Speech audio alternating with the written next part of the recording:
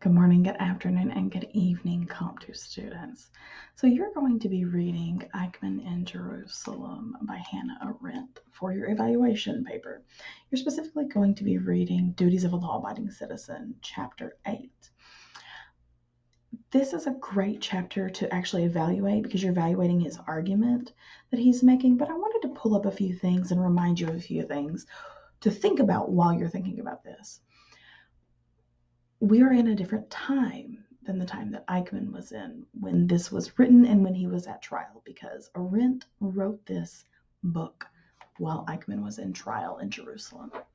As a little precursor, Eichmann was a former Nazi soldier. He was an SS soldier, and when everything went in World War II, a little haywire, according to the Germans, Eichmann was one of the people that actually did defect and leave in the end. He lived a good long while in Argentina, and they found him in Argentina, and they took him to take him to Jerusalem to put him through trial for the crimes committed against Jewish people. This was after the main trial happened, so Eichmann was one of the only people that they could actually put on trial. So keep that in mind.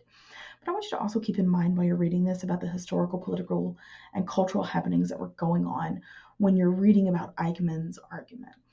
Keep in mind that when Eichmann was in the army under Hitler, Hitler's word was law. Hitler was like God. That's how he put himself out there. So when you read this, you're going to read this and think, well, that's stupid to do. Potentially. You may disagree. But if you think, well, that's dumb, you have to remember that's how he was approaching this. Hitler's word was law, and he had to do what the law said. So keep that in mind. You can look up things about this if you need to make some clarifications, but I don't want you to harp on the argument of what he did was bad. This is not about good or bad. This is about, is he or is he not law abiding? So you're going to read this and he's going to tell you that he was law abiding, and he'll give you his reasoning why. So he's giving his criteria of why he's law abiding. But then you're going to have to go in and think about your own criteria for what law abiding is and whether or not you agree with it. I do look forward to seeing where you guys go with this and how you feel about this.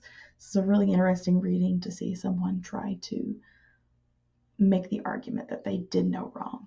Hope you guys enjoy it. Have fun. And if you want to read the rest of the book, it's an interesting book to get into. Have a great day, guys. Bye.